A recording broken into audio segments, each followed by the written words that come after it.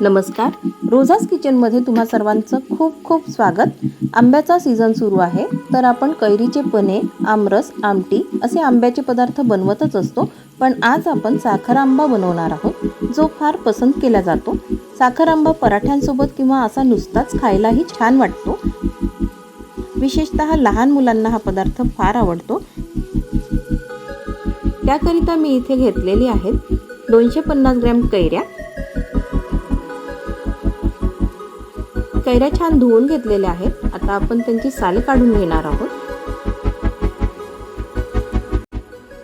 कैऱ्यांची आपण साल काढून घेतलेला आहे। आता त्या किसणीच्या सहाय्याने मध्यम आकाराकडून आपण त्या किसून घेणार आहोत। कैऱ्या आपण व्यवस्थित किसून घेतलेल्या आहेत। पॅन आपला किंचित गरम झालेला आहे, त्यात आपण आता कैरीचा किस घालूया। यात आता 3 ते 4 टेबलस्पून मी इथे साखर घालते। साखर तुम्ही तुमच्या चवीनुसार घालावी, कारण साखर आंबा हा चवीला आंबट गोड असतो आणि हे मंद आचेवरती आपल्याला ढवळून घ्यायचं आहे।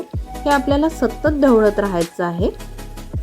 यात आता आपण घालूया वेलची पावडर, चिमूटभर मीठ आणि 2 ते 3 लवंग। लवंग घातल्यामुळे थोडा मसाल्याचा स्मेल येईल। साखरेला आता पाणी सुटलेलं आहे, हे आपल्याला मंद आचेवरती व्यवस्थित ढवळत राहायचं आहे। माझ्या चॅनलवर कैरीचे पने, आमरस हे दोन्ही व्हिडिओ ऑलरेडी अपलोडेड आहेत आणि त्यांच्या लिंक डिस्क्रिप्शनमध्ये आहेत, तर तुम्ही ते सुद्धा व्हिडिओ बघू शकता। आपल्याला इथे साखर खूप कॅरॅमल करायची नाही आहे। जर आपण साखर खूप लालसर केली तर साखर आंबा खूप घट्ट होईल। त्यामुळे आपल्याला या कन्सिस्टन्सीपर्यंत आपल्याला इथे साखर आंब्याला हलवत राहायचं आहे। त्यामुळे इथे आपण कुकिंग बंद करणार आहोत आणि थंड झाल्यानंतर आपण काचेच्या बरणीत हे सर्व करून घ्यायचं आहे। साखर आंबा तुम्ही वर्षातून एकदा केला की तो वर्षभर टिकतो।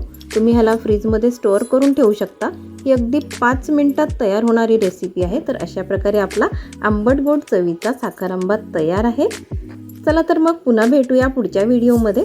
तोपर्यंत माझे व्हिडिओ बघत राहा, आनंद घ्या आणि स्वस्थ राहा। आणि मुख्य म्हणजे रोजाज किचनला सबस्क्राईब करायला विसरू नका। थँक्यू।